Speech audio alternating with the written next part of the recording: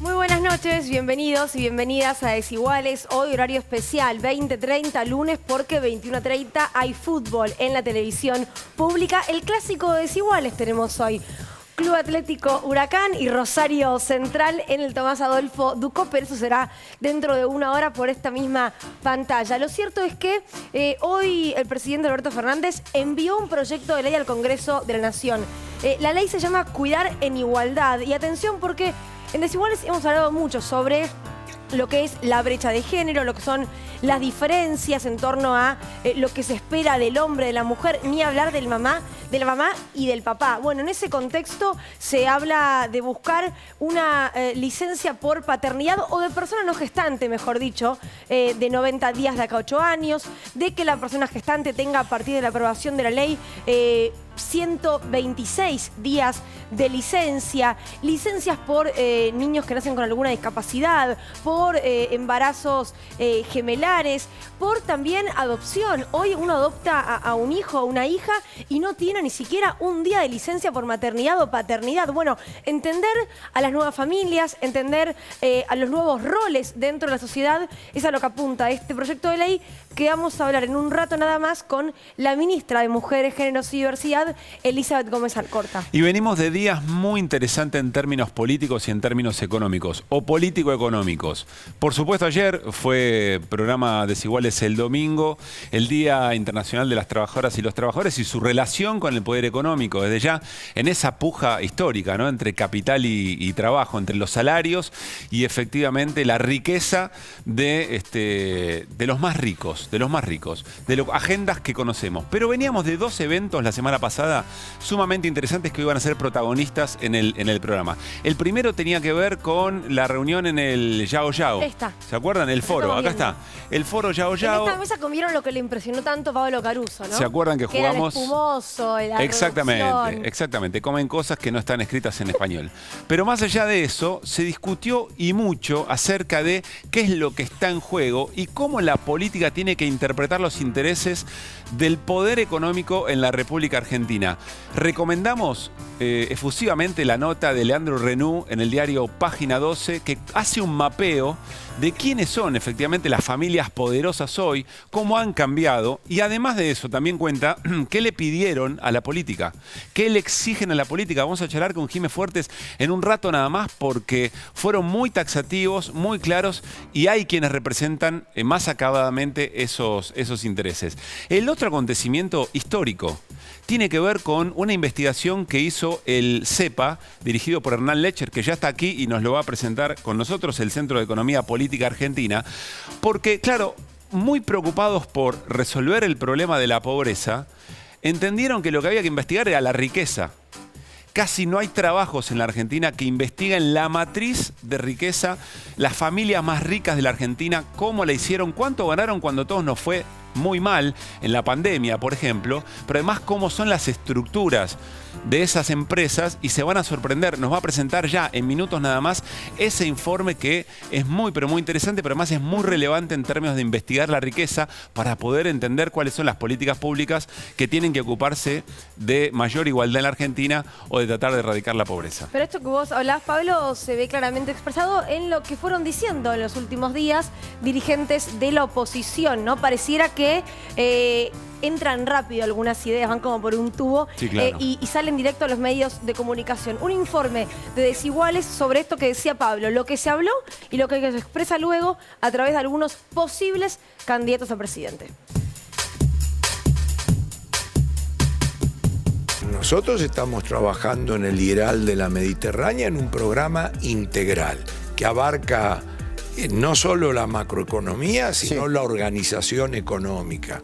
Abarca la reforma del sector público, abarca la desobstaculización del sector privado. Reforma laboral, tributaria, monetaria, todo. La reforma del Estado, bajando el gasto público para poder bajar los impuestos, flexibilizar el mercado laboral hacia adelante, abrir la economía. Estamos muy abiertos a toda idea modernizadora, toda idea que implica la reforma del Estado en sus funciones que están siendo absolutamente ineficaces, la reducción de la estructura del gobierno que ha ido creciendo enormemente, que también tiene que ser atacada. Esta fórmula le va a garantizar que siempre van a estar un poco mejor que la inflación. Es una vergüenza lo que está haciendo el Congreso. Son unos caraduras.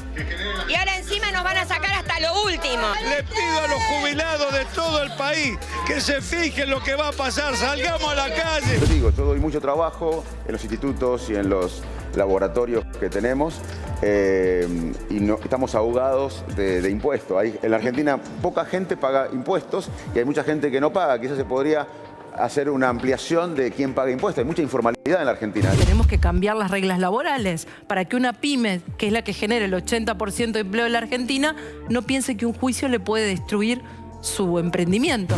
No lo defendemos y seguimos levantando lo que llaman conquistas en contra de la productividad. Conquistas en contra de la productividad. Tenemos que decirle a la gente que vamos a cambiar, a modernizar las leyes laborales, porque con estas leyes laborales, donde, digamos, nadie contrata un empleado. Si Argentina hace la reforma monetaria que tiene que hacer, la reforma de la ley de emergencia laboral que estoy proponiendo yo, que es para que todas las pymes no tengan riesgo de juicio laboral de los empleados que contraten durante 2024, si Argentina hace eso y le quita impuestos a la producción, va a tener un crecimiento tan espectacular Argentina en 2024, 2025, 2026, que la cuestión del fondo va a ser abstracta.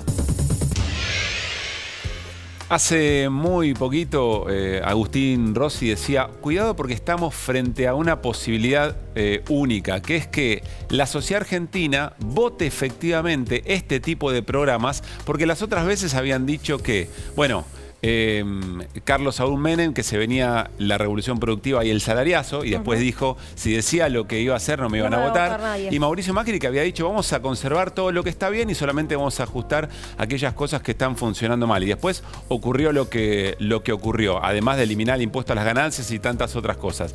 Por primera vez, decía Agustín Rossi, la sociedad puede llegar a votar abiertamente este tipo de consignas: liberalización de los mercados, baja de impuestos y reducción del Estado, reforma previsional, reforma laboral, etcétera, etcétera. En este foro, Horacio Rodríguez Larreta dijo, no hay que hacerlo en 100 días, hay que hacerlo en 100 horas, porque como decía nuestro Graf, para esta elección la campaña es el programa. Estamos ya con Hernán Lecher, a quien le decimos feliz cumpleaños para empezar. Gracias, Hernán, por haber venido. Decidió pasar su cumpleaños con Desiguales. Mirá, vine a festejar con ustedes. Los gustos en vida, Lecher, te digo. No estoy viendo la torta. Síganlo para más festejos, chicos. No, la torta la vas a presentar vos ahora. Claro, porque la tienen ellos, no vos, no nosotros. ¿De qué se trata este informe, Hernán? ¿Cómo lo describirías? Hace 2 años, nosotros un poco motivados por algo que se discutió a lo largo del mundo, vinculado a quiénes ganaron en la pandemia. Esa fue, la verdad, la pregunta original. Nosotros queríamos saber si los ricos argentinos habían ganado o no habían ganado. La realidad es que nos quedó un poco grande el estudio, creíamos que lo íbamos a hacer en 6 meses. Cuando empezamos a investigar, apareció un segundo tema muy trascendente que ahora lo vamos a ver, que fue la complejidad de los entramados de los millonarios argentinos. Y obviamente eso derivó, terminamos haciendo el trabajo en 2 años. Hicimos la valorización del patrimonio comercial con muchísimas limitaciones y dificultades, porque en general el acceso a la información es muy limitado, muy difícil. En nuestro caso trabajamos con información pública, pero finalmente difícil acceso, porque la verdad que los millonarios en general no presentan sus balances, o buena parte no presentan sus balances, no nos presentan en tiempo y forma. Cuando de repente la IGJ se los reclama, viene la justicia y ponen un amparo y la justicia dice, bueno, no, más tiempo y demás, con lo cual hay serias dificultades para conformar esto que planteamos, pero que finalmente tuvo su objetivo, que fue valorizar los patrimonios comerciales, pero sobre todo armar la estructura de cómo se organizan esos patrimonios comerciales. Y esto es lo más interesante, porque diría que das por tierra algo que, Pablo, vos mencionabas, que es este cuestionamiento, y que veíamos recién en el, digamos, que lo planteaban algunos dirigentes, sobre todo de la oposición, que la Argentina es un festival de impuestos, que no se puede vivir, que pagamos muchísimo, y que además la macro casi que te obliga, por esta dinámica de la macro, a sacar la plata de la Argentina, ¿no? Está casi justificado. Bueno, ustedes van a ver acá que en realidad es al revés. Hay una ingeniería, que es previa obviamente, que les garantiza esa salida constante y que lleva finalmente a una conclusión que es algo así como desengancharse del ciclo económico argentino. Con lo cual te puede ir muy mal acá, pero a ellos les va a ir bien. Gobierne quien gobierne, no importa cuáles son las políticas que se están llevando adelante en nuestro país. Básicamente eso, es decir, que no te afecte lo que pasa en la Argentina. Uno podría ir más allá y con cierta suspicacia decir, bueno, hasta quizás tienen un poquito que ver con las crisis, porque finalmente en esas crisis también valorizan su propio patrimonio. Bueno, arranquemos, sí, doble clic. Lo que tenemos es, esta es una página web que, ¿cómo se llama, Hernán? Losricosdeargentina.com.ar. Muy Bien. fácil. Donde está planteado todo el informe y es una página que vamos a ir explorando a medida que Hernán nos va a ir contando algunas cuestiones. Por ejemplo, nos vamos a ir primero a contenidos. Ahí está. Acá tiene un poco el diagrama ahí, claro. En pastelería, cómo se reparte la torta. Hicimos o agregamos algunos informes que ya habíamos hecho, para ser preciso, un poco para dar cuenta de las desigualdades, sobre todo, que existen en la Argentina. Ahora, fíjense, básicamente... Vamos al ranking, yo quiero ir al ranking. Claro, estos 4 son los 4 grandes ejes. Allí en los más ricos van a encontrar en realidad una descripción, sobre todo, de cada una de las familias, pero vamos a entrar en telaraña, si les parece, bien, que son los entramados. Acá tienen justamente todos los ricos que nosotros analizamos. Son 16 familias. Ajá. Tienen un pequeño resumen ahí, un poco ilustrativo para... Son pocas igual 16 familias. Sí, nosotros investigamos 16 de los primeros 30, no investigamos los primeros 30, una cuestión de tiempo.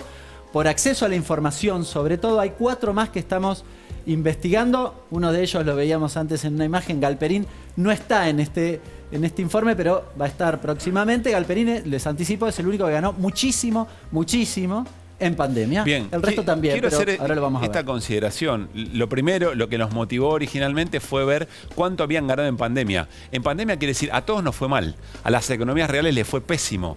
Todos y todas sufrimos en todo el mundo la situación de pandemia, salvo estos personajes acá en la Argentina en particular, en el resto del mundo también. Podemos meternos en esta telaraña en el caso Paolo Roca, la familia Paolo Roca y por supuesto Techín, ¿no es cierto? Bueno, fíjense qué tienen en Paolo Roca. Sí. Esto nunca en televisión, no ayuda. Yo esto lo reconozco. Esto es Qatar 2022. Si ustedes, igual si se ponen en el mouse, fíjense que allí podemos identificar para que uno pueda encontrar, porque acá varias conclusiones que me parece importante mencionar. Primero, este es el entramado de toda la sociedad de Paolo Roca. 121 sociedades tiene. Bien, fíjense la complejidad que tiene. Toda esa familia Roca tiene, cada uno de estos rectángulos son una empresa. Una empresa, si ustedes se fijan y se acercan un poquitito, van a encontrar un color, el color está relacionado con la actividad. La bandera es el origen de esa sociedad, donde está ubicada en su origen. Van a encontrar muchas sociedades en paraísos fiscales o países de baja tributación. Si nos acercamos con el mouse de repente a la familia, al cuadrito naranja, un poco más arriba, quiero mostrarles esto. Fíjense ahí. Se lee más o menos, pero se los digo yo. Yo diría, esto no es muy televisivo que lo que voy a decir, yo iría para atrás y me quedaría con la imagen que sí se veía bien de todos los nombres, y ahí vos nos vas contando uno por uno. Pero permitime arrancar en la cabeza, de la cabeza para explicar esto, y ahora volvemos a mirar el conjunto de las sociedades. Luli, si me permitís. Arriba en naranja tienen toda la familia. No es Paolo Roca, es Paolo Roca y su familia. Fíjense, la flechita significa que tiene el 100% de ese cuadrito blanco. Es una sociedad, una fundación que se llama RIP SPAC, que es Rock and Partners, significaría, y está situada en Luxemburgo, país, guarida fiscal si los hay. Pero además esa sociedad es dueña de una sociedad anónima que se llama San Faustin, que también la van a ver, que está en Países Bajos, que es dueña de otra sociedad también en Luxemburgo, que se llama Techín Holding, que es dueña, y ahí ya se nos va un poco se abre todo el diagrama, pero dueña de otras sociedades. ¿Qué tienen la característica? Fíjense que son todas grises, salvo el redondel, que igual es negro, porque ubicamos ahí el holding, la cabeza del grupo. Pero ¿qué característica tienen las grises? No tienen otra tarea que ser dueña del eslabón siguiente. O sea, no produce nada en concreto. Solo es dueña de la siguiente. Pregunta, ¿por qué todas afuera y por qué tantas? Bueno, en realidad, acá se cruzan dos cosas. Paolo Roca tiene transnacionalizado sus actividades, es decir, desarrolla actividades en otros países, pero no necesariamente en esos. Entonces, ¿por qué en esos? Bueno, básicamente porque son guaridas fiscales, países de baja tributación que te permiten, fíjense, arranca con una fundación con fines benéficos. Claro. Todo este entramado, ustedes dicen Paolo Roca, ahora vamos a ver la valorización. Todo arranca en una fundación en Luxemburgo. Bien, ¿Por qué? Porque paga menos.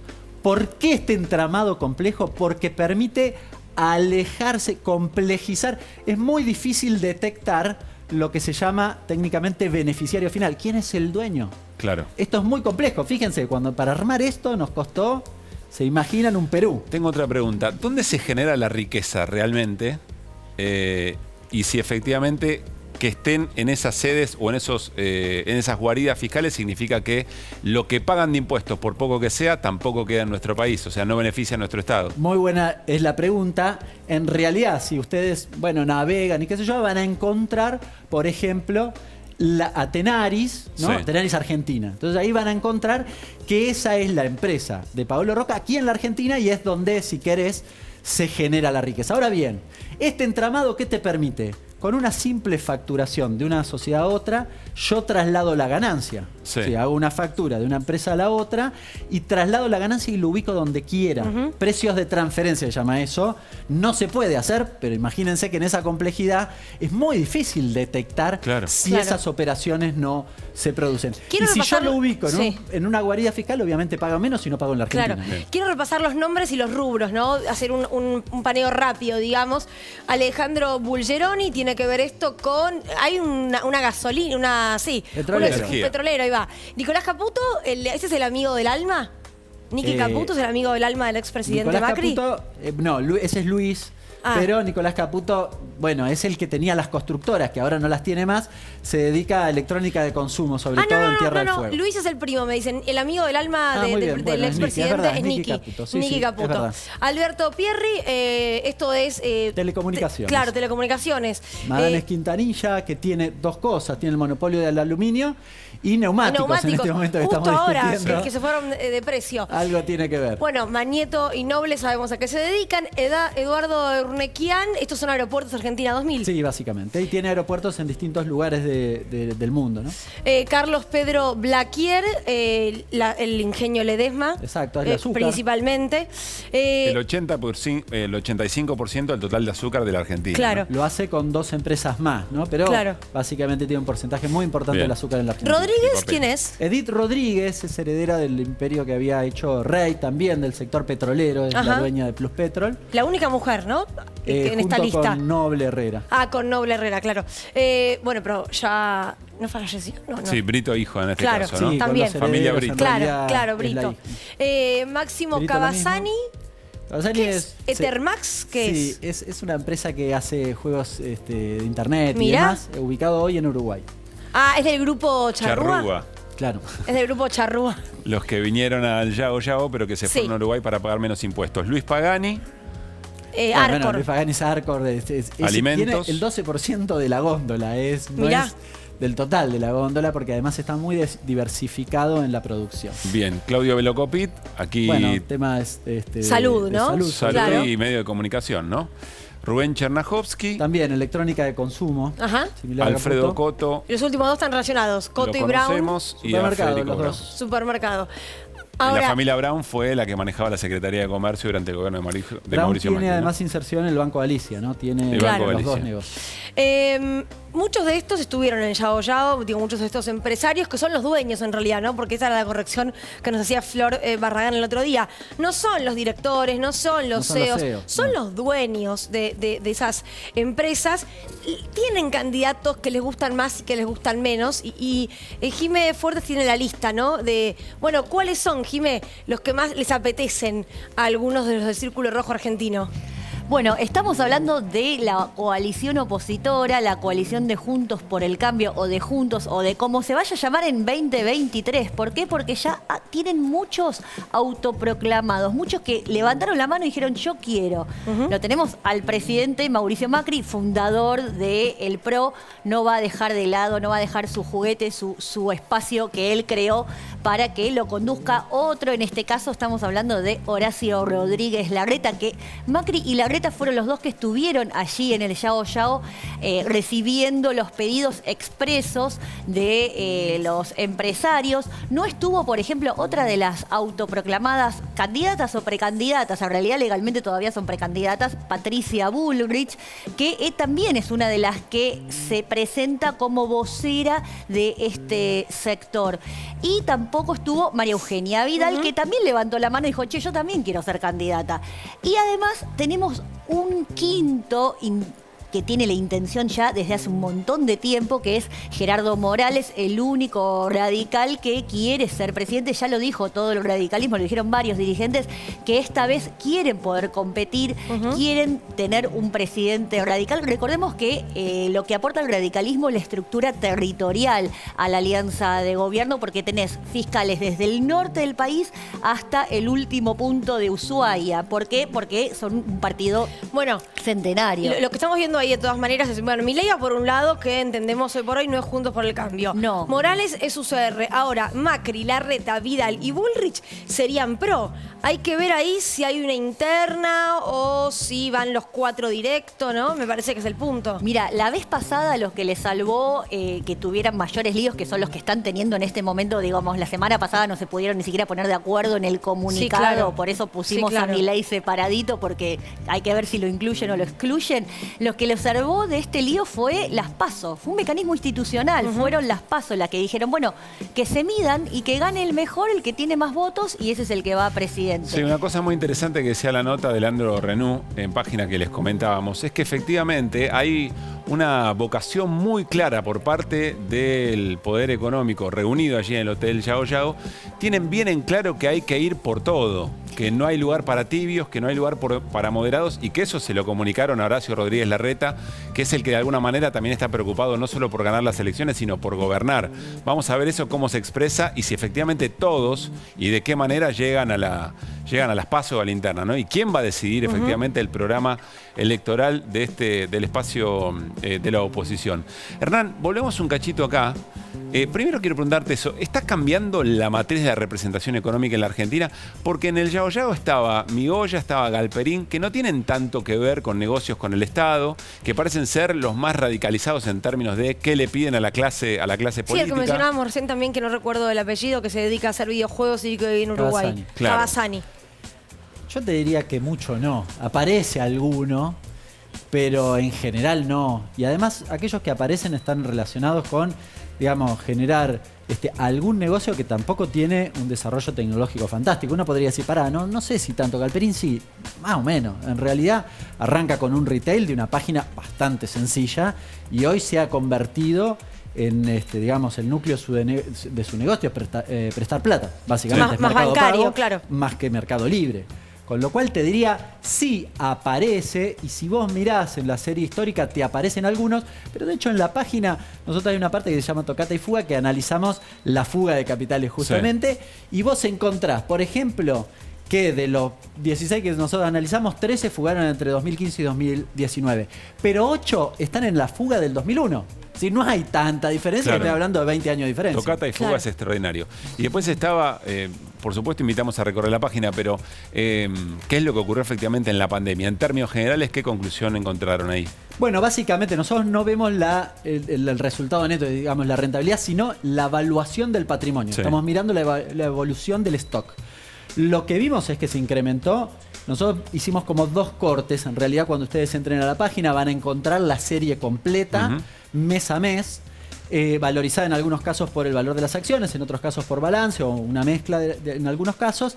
Y básicamente lo que encontrás es, nosotros valorizamos ese patrimonio, 29.000 millones de dólares tenías en febrero del 20. Sí. En febrero del 21... esa misma evaluación era de 32.000 millones. Es decir, solo un año después había caído un poquitito, pero rápidamente se recuperó, valía 3.000 millones más. Claro. Y al segundo año, para ser preciso, en enero del 22, es decir, hace muy poquitito, esa misma valorización ascendía a 36.000 millones de dólares.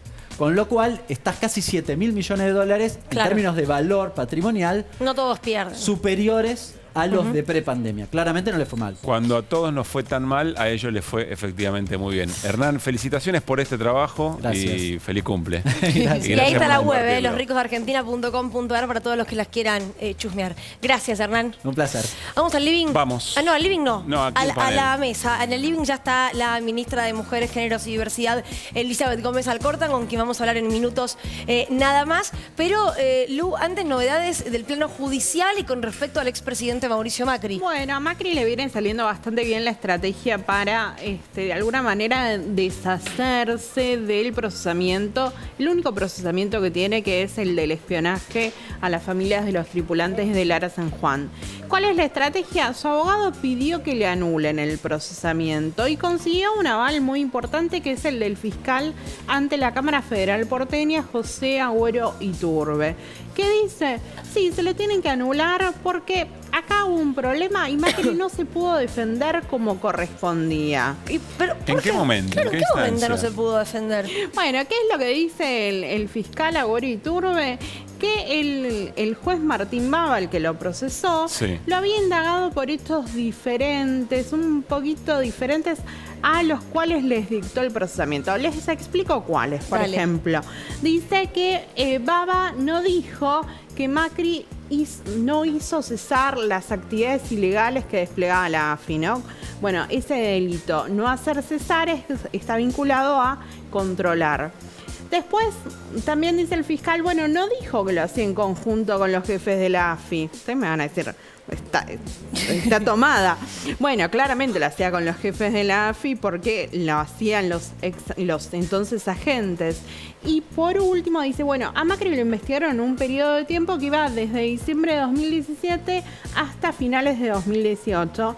Y el juez también le achaca lo que tiene que ver con la doctrina de inteligencia de Macri, que fue derogar la doctrina de inteligencia de Cristina y así sumir a la AFI en un secretismo total. Básicamente entonces el fiscal está diciendo al juez Martín Baba, ¿no?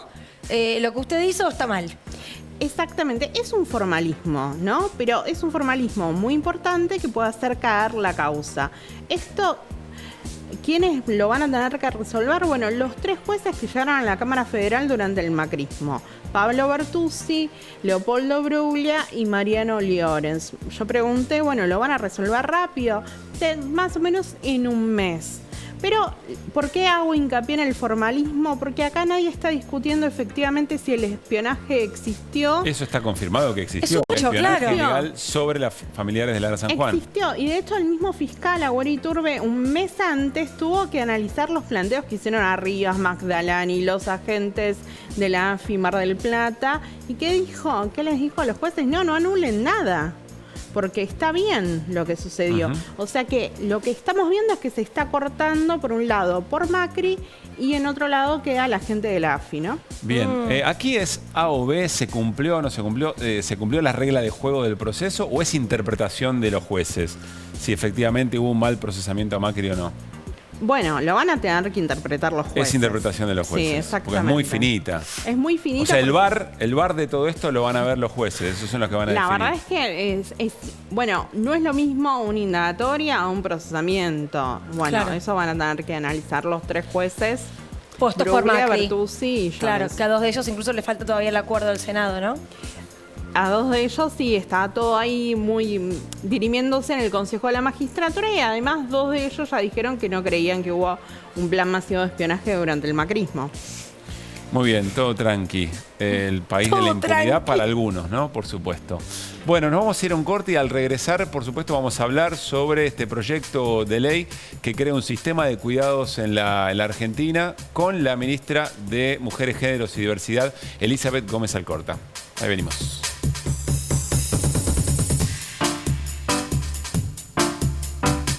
¿Estás en Chubut? Estás en tu canal de bandera. Para ser competitivos en la industria es necesario contar con una flota de vehículos acorde a los tiempos que corren. Por eso, a la hora de renovar el parque automotor, piense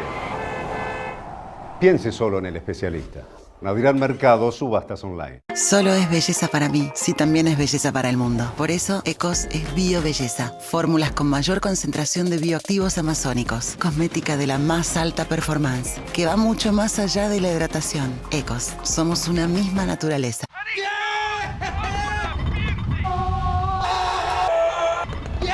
Viaja con Heineken. Participa para vivir la final de la UEFA Champions League y por otros premios increíbles. Heineken.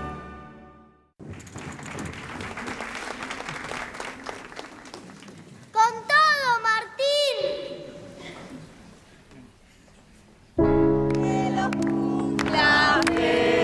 Con todo, abuela. ¡Con todo! Con todo, Julián. ¡Vamos, con todo! ¡María, con todo! Vamos con todo, chicos.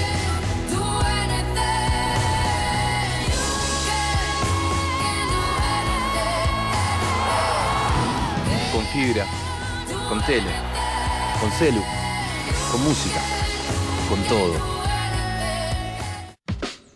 Qué bien la vi. Con BBVA puedo pagar con QR sin perder los descuentos del banco. Lo pienso y me froto las manitos como una mosca. Encima puedo sacar efectivo de un cajero sin tarjeta. Me siento tan libre como a la esquina de Libertad y Libertador. Escucha esta. Con NFC puedo pagar acercando el celular sobre una terminal de pago. O sea, apoyar el telefonito garpa. Porque apoyar el telefonito garpa. ¿Vos me entendés?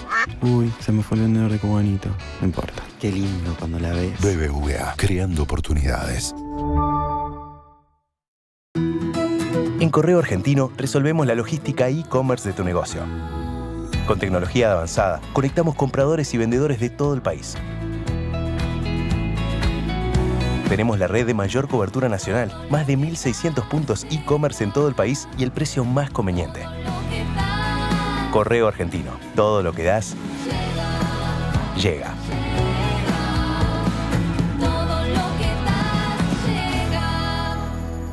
Para ser competitivos en la industria es necesario contar con una flota de vehículos acorde a los tiempos que corren. Por eso, a la hora de renovar el parque automotor,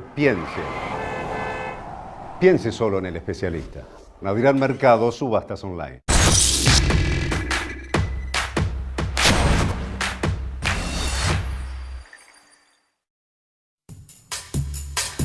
Seguimos en Desiguales.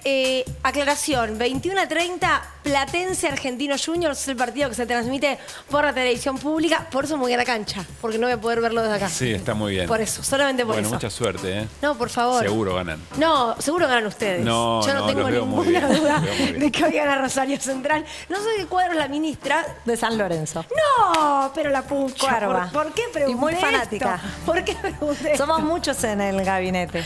3 ministros, dice, perdón, y de Huracán hay uno, Moroni. Pero no, está... A ver, Guado es de San Lorenzo. Sí, Guado es de San Lorenzo. Vilma es de San Lorenzo. Vilma sabía. Matías es de San Lorenzo. Bueno, Filmus no es ministro, Filmus pero es es dirigente. sí, Filmus es ministro de San Lorenzo. Ah, Filmus claro, tiene en confundí su con Rossi. despacho también una... Bastante sobre representado, ¿no? Sí. Mucho cuervo en este gabinete. Bueno, vamos a dejar de hablar del gabinete por un rato, entonces. Y de San Lorenzo pues, es un tema bastante áspero también. Creo que es mejor hablar de Martín Guzmán antes que hablar de San Lorenzo. Antes de Tinelli, sin ninguna parece duda. que sí. Bueno, ya la vieron, estamos con la ministra de Mujeres, Géneros y Diversidad, Elizabeth Gómez Alcorta. Ministra, vamos a escuchar primero a Cande, ¿no? Que trajo un par de placas para poner en números, Cande, lo que se habló y se presentó en el día de hoy. Exacto, lo que hoy se presentó es la creación del Sistema Integral de Cuidados, que va a tener políticas públicas específicas en relación al cuidado, y también la extensión de licencias. Y para explicar esta modificación en la ley de contrato de trabajo, pero también en la de régimen agrario, administración pública y la ley de contrato para empleadas de clases particulares, hicimos esta placa. Bien. Que habla de, bueno, cuál es la situación actual, ¿no? ¿Qué licencia tienen hoy en día las madres, las personas gestantes? Es de 90 días para la ley de contrato de trabajo, casas particulares y régimen agrario, y eso pasaría a partir de la aprobación de la ley a 126 días. En el caso de los no gestantes o de los padres, teníamos un régimen de 2 días Eso de es increíble. licencia. Sí, Todavía 2 no días puedo era creer que terrible. hoy sean 2 días. Lo decíamos ayer cuando hablábamos de la encuesta del uso del tiempo, ¿no? Un estado que te decía, bueno, anotás a tu hijo en el registro civil y salís nuevamente a garantizar esa base material. Eso va a pasar, si entra en vigencia la ley, a 15 días en el primer año, luego a 30 días en el segundo año, 45 días a los 4 años, 60 días, o sea, 2 meses a los 6 años, y a los 8 años se igualaría entonces con la que tienen hoy en día las personas gestantes. En el caso de las personas no gestantes o los padres que estén dentro del régimen agrario, hoy en día tienen 30 días y recién a partir de los 4 años pasarían a 45 días y seguirían el mismo ritmo de las personas no gestantes que están dentro del contrato de trabajo o de casas particulares. A su vez, se crea un nuevo régimen para monotributistas sociales y personas autónomas. Y también muy importante el caso de las personas adoptantes, que hasta ahora no tenían ningún tipo de régimen de licencia y van a pasar a tener 90 días desde la entrada de vigencia de la ley. Y para las personas gestantes monotributistas, 126 días, o sea, las madres y las personas gestantes, y los padres y personas no gestantes va a seguir el ritmo de 15 días en la entrada de vigencia. Igual que el que hoy por hoy tiene 2 días por ley, digamos. No, hoy en día monotributistas y autónomos no tienen ningún tipo de licencia. Estos 3 son regímenes que se crean a partir de este proyecto de ley. A ver, varias preguntas me surgen. La primera es, ¿por qué la progresividad en la licencia para padres o personas no gestantes? Bueno, primero decir que hay que pensar que hay que dar tiempo a las empresas, a los empleadores, a las empleadoras para adaptar los regímenes que, digamos, que desde que hay en la actualidad hasta los 90 días. Hay que decir que el proyecto de ley incluye algo que para nosotros es muy importante, que es una inclusión que el equipo de Claudio Moroni previó, que es la posibilidad de que los empresarios o los empleadores y empleadoras contraten personal durante, digamos, temporario exclusivamente para el tiempo que dura esa licencia. Hay que pensar que no es lo mismo la previsión en empresas muy, muy grandes que en pymes. Y que nosotros hicimos un estudio, sobre todo durante todo el 2020, de todos los regímenes de licencia del mundo. ¿Sí? Cuáles funcionaron, cuáles no funcionaron. Incluso hay algunos que tienen mucho tiempo, muchos días de licencia, pero por ejemplo no son obligatorios. Entonces los padres o personas no gestantes, finalmente el mercado laboral te obliga y no las terminas tomando. Y analizamos varios, por ejemplo el de España, que están en 16 semanas, ahora van a ingresar a las 16 semanas ambos personas gestantes, madres o padres, vamos a hablar más fácil. Y que lo hicieron también paulatinamente. Hay que decir que tiene la particularidad además que el costo de esas licencias las cubre la seguridad social, ¿sí? Las cubre el Estado, no el empleador, pensando en las resistencias que puede haber. ¿En el caso de las nuevas licencias para padres también? Exactamente.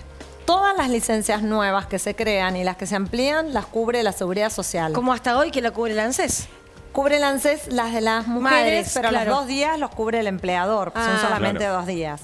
Igual coincido con vos que es una locura imaginar que hoy, al tercer día, sin importar si tuviste un parto prematuro, si tuviste múltiples hijos, si tuviste un embarazo a término, si tuviste cesárea, si tenés otros hijos, digamos, ¿no? Porque que al tercer día tiene que irse al trabajo, porque eso es un mensaje muy claro sobre lo que apunta este proyecto de ley.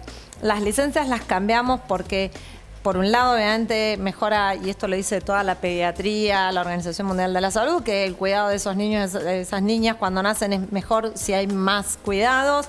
Mejora la distribución de las tareas de cuidado, porque el Estado está diciendo mucho sobre cuáles son los roles que tenemos.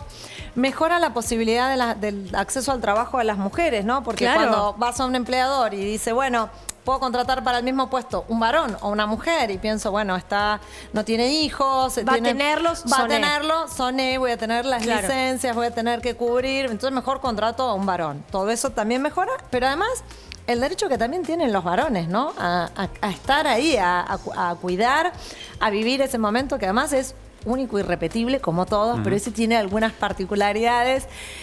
¿Van a ser obligatorias las licencias? Son obligatorias las licencias, que es otra de las cuestiones. Establece la posibilidad que, digamos, cuando lleguemos a los 90 días se puedan usar los primeros 15 días obligatorios desde el nacimiento y que el resto del periodo lo puedan combinar con la madre o la persona, digamos, se puedan combinar. Porque, por ejemplo, podemos hacer un arreglo, somos una pareja, porque incluso incluye las parejas Claro. de matrimonios igualitarios. Por eso en realidad digamos que madre y padre es la manera más sencilla de decirlo, pero cuando se habla de no gestantes porque dos mujeres, una gestó y la otra no. Que hoy eso no están incluidas, por eso incluye familias adoptantes, que hoy hay que decir increíblemente, ¿no? Ustedes saben que todos tenemos alguna conocida, algún conocido que haya adoptado, se toman las vacaciones porque no hay ni un día, ahí no hay ni un día de licencia. Claro. Entonces vos decís, bueno, ¿cómo podemos hacer? Quizás combinar. Los primeros 3 meses me quedo cuidando yo, los segundos 3 meses te quedás cuidando vos, porque eso permite justamente organizar familiarmente los cuidados de un modo compartido, que es un poco lo que busca todo este proyecto de ley. Claro. ¿Cande? Sí, yo quería hacer una consulta, remarco lo histórico de este día y de este proyecto. Quería hacer una consulta en particular sobre las trabajadoras informales en general y en específico sobre el caso de las trabajadoras de casas particulares, pensando que más de 7 de cada 10 no están registradas, entonces se está pensando algún tipo de licencia para estos casos. Bueno, hay que decir, primero, todo lo que implica monotributo social son cooperativistas y de la economía social y popular. Hay que decir que hoy en Argentina estamos hablando de más de 400.000 trabajadores y trabajadoras que no, como decía ahí muy bien, no existe ninguna licencia y hoy sí están incluidos, y lo que nosotros estamos promoviendo fervientemente, digamos, es que se incorporen al monotributo social todos los trabajadores y trabajadoras de la economía popular. Sobre la informalidad, lo cierto es que ahí lo que hay es, por un lado, la UH y la UE, que no son licencias, que no están vinculadas a la licencia, porque la licencia está vinculada a un trabajo, ¿no? Incluso un trabajo autónomo, monotributista. Claro. Y por otro lado el ministerio, los dos ministerios que trabajamos mucho en esto, que es el Ministerio de Trabajo y el Ministerio de las Mujeres, Géneros y Diversidad, creamos un programa específico que se llama Registradas, que es para la formalización y la registración de trabajadoras de casa particular, porque como bien decís, 7 de cada 10 todavía hoy, a pesar de que hay un régimen muy simplificado, siguen en la informalidad y es parte de nuestra tarea, les diría, como eventualmente, diaria. cuanto más derechos se incorporen, más razones todavía para esa registración que por algún motivo no se da. En general, la no registración no está vinculada con la trabajadora, ¿no? Nosotros trabajamos mucho con UPAC, que hoy estaban todas las compañeras del gremio de trabajadoras de casa particular. Hay que decir que todavía está la idea de que es la chica que me ayuda, ¿no? Así como decimos, hoy lo decíamos así, está mi mamá no trabaja, ¿no? La chica que me ayuda. ¿Por qué? Porque lo que no se ve que ahí hay trabajo. Un trabajo de cuidado en nuestras casas, un trabajo que tiene que ser, que no es alguien que te ayuda, sino es un trabajo y tiene que ser este trabajo con derechos. Eso está vinculado con la desvalorización, con la falta de reconocimiento de ese trabajo que hacemos todas. Y un poco hoy la idea de la presentación de este proyecto tan importante en el Día de los Trabajadores y las Trabajadoras, que fue ayer, está vinculado que nosotros le hablamos a todas las trabajadoras. Cuando nosotros decimos el trabajo comunitario, ¿no? De cuidados, que es muy importante, las compañeras que cocinan en cada barrio, en las ollas, en los merenderos, eso también es trabajo de cuidado. Y es un trabajo de cuidado comunitario, es un trabajo que tampoco está registrado, que tampoco tiene derechos. Y nosotras lo que buscamos con este proyecto, nosotros y nosotras, es la formalización, la registración y tender cada vez más promover para la remuneración y el reconocimiento de aportes de esas mismas trabajadoras. Esto se presentó hoy, va a tener ahora un recorrido, imagino, en el Congreso.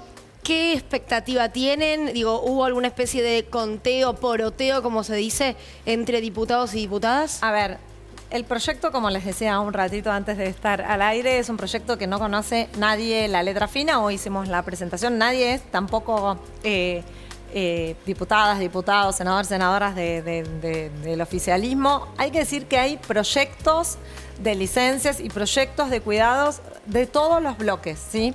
Diversos, distintos, algunos focalizados en las niñeces, otros focalizados en adultos mayores, otros focalizados solamente en un tipo de licencias. Este es el único proyecto integral que hay, haciendo el paneo general. Entendemos que no hay ninguna razón, que la única razón que alguien pueda entender en contra puede ser algunos que crean que el Estado no debe invertir en políticas de igualdad, que hay una cuestión ideológica y esto hay que decirlo, esto es una inversión, y digo una inversión, no un gasto, porque para nosotros es clave la diferencia. Hoy lo decíamos, trabajar en la igualdad implica también la mejor política para prevenir violencias. a mayor desigualdades, mayores violencias por motivos de género. Entonces, no solamente hay que pensar y decir que grave cuando hay un femicidio, sino hay que entender que este tipo de políticas apuntan a eso. Voy a dar un ejemplo. Hoy me daban los datos una funcionaria del ministerio. El 46,7% de las mujeres que tienen hijos menores de 17 años alegan haber tenido, aunque sea una vez, una situación de violencia de género doméstica, violencia física. Las que no tienen hijos, 36%. Y esto tiene que ver con las tareas de cuidado y con la salida del mercado laboral, la falta de independencia económica. Entonces, ponerlo en ese marco al proyecto para nosotras también es importante, porque es una política de igualdad, es una política que amplía y crea derechos para todos y todas, para las mujeres, para los varones, para quienes adoptan, para las familias diversas, pero también es una política de prevención de las violencias. Jimé. Sí, no, puntualmente quería saber si esto también se puede enmarcar en una forma de ampliación de derechos laborales, porque recién estábamos viendo en el primer bloque a los empresarios que tenían determinadas demandas, entre ellas que haya reformas laborales que quiten derechos, pero esto iría en un sentido contrario. ¿También es una ampliación de derechos laborales puntualmente? Sí, absoluta y profundamente. Esto se puede leer en las dos claves. Por un lado, en clave de ampliación de derechos laborales y por otro lado, en clave de igualdad de género, digamos, ¿no? Hablan los dos, hoy yo lo decía, que se inscriben en la mejor de las prácticas de la historia de la lucha, del movimiento obrero organizado y del movimiento de mujeres y de la diversidad, que además son dos movimientos que en Argentina tienen una potencia transformadora enorme. Con respecto a monotributistas y autónomos, que quizás algunos de ellos no pueden dejar de trabajar del todo, pero bueno, bajaría sí, por supuesto, el ritmo. ¿De qué monto sería? ¿Cómo se calcularía esa licencia? Bueno, primero hay que decir que hoy no solamente el padre o persona no gestante, hoy quien tiene una mujer que nace un hijo, digamos, se queda sin salario, sin poder, bueno, no es un salario, sin ingresos. Sí. Entonces, para ambos, digamos, tanto para el padre o para la madre, monotributista social y autónomo, se les reconoce, al igual que para las trabajadoras de casa particular y de régimen agrario, el monto de un salario mínimo. Incluso, y voy a decir sobre todo en las trabajadoras de casa particular, que ustedes saben que por promedio trabajan 12 horas, incluso si su salario es menor a ese monto. Así que ese es el monto que se asegura. Un salario mínimo vital y móvil. Exactamente. Bien. Estábamos hablando sobre quién podría oponerse a este proyecto. Y es muy fuerte el peso ideológico que tiene aquella idea de que el Estado más grande es un Estado inviable, y hay una bandera realmente sostenida por muchos sectores del achicamiento del Estado. ¿Te imaginas que por ahí puede llegar a venir la oposición? A ver, si uno hace un poquito de historia y sin remontarse mucho, hubo gente que entendía que el Ministerio de Salud debía dejar de ser un ministerio y que, digamos, y que la ciencia y la tecnología tenía que dejar de ser un ministerio. Digo, el Ministerio de Trabajo también, para achicar el Estado. Quiere decir que si entienden que la salud de todos y de todas puede ser algo que requiera un achicamiento aparte del Estado, puedo entenderlo desde ese lugar.